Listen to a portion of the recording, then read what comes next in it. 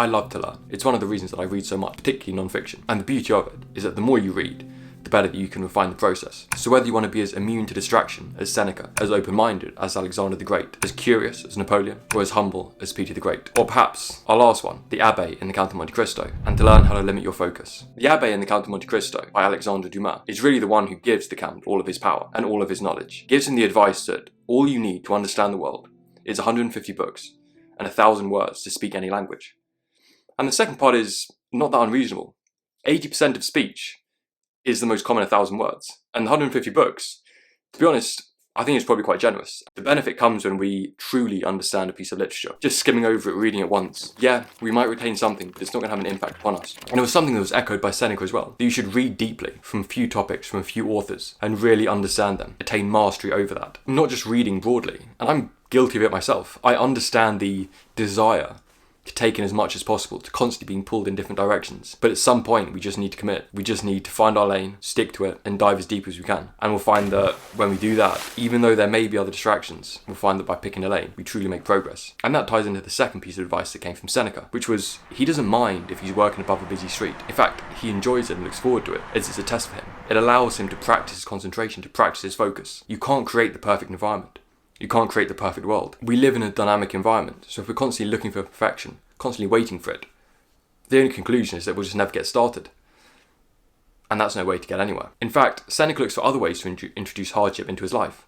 Sometimes he sleeps on the floor, wears coarse clothing, or eats simple meals.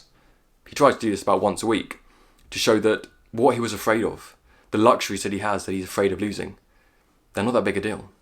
It doesn't matter. It's important to be able to succeed in any environment.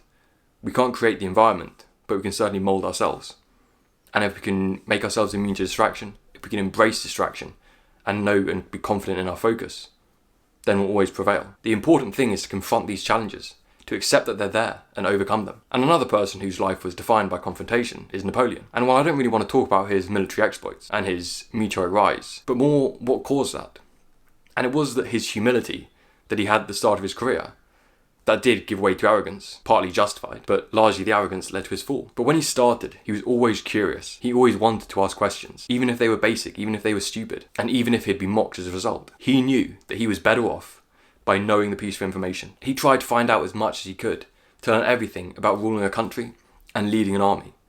And it was through this that some of his reforms in France stand to this day, and that he was considered a military genius. And two of his influences were Julius Caesar and Alexander the Great. He read them constantly. He limited his focus, and it paid off in his career. And turning to Alexander the Great and the lessons that he gave, two of them stand out in particular. The first is that he came to rule. He didn't come to change.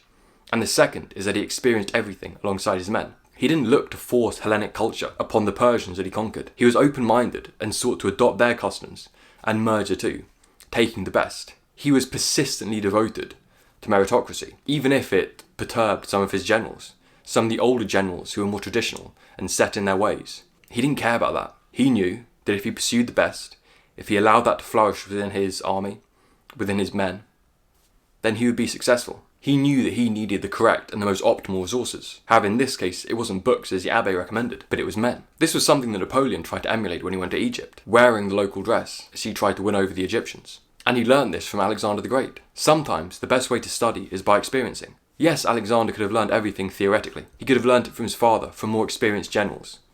But what good is that? How can you command people when you don't know? He knew that the best way to get that knowledge was to go out, be on the front line, and experience with his men.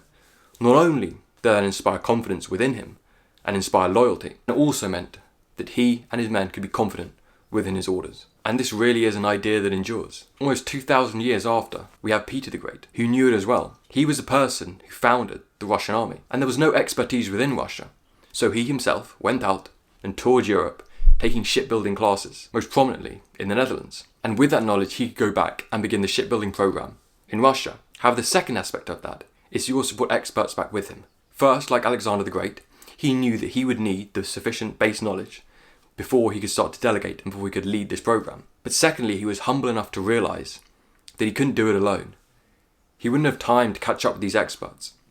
And again, it was better that the shipbuilding succeeded, that Russia could build a great navy, rather than his pride and him wanting to lead it and him wanting to be the main person. He set that aside, he knew it was more important, and he pursued it. and he allowed it to occur. Humility is essential for learning. To always accept that there's going to be more that we need to know, and to never be afraid of asking basic questions. And the other essential is to accept what we have, whether that's distractions or resources. We'll never have the perfect situation. We've just got to get on with it. See you in the next one.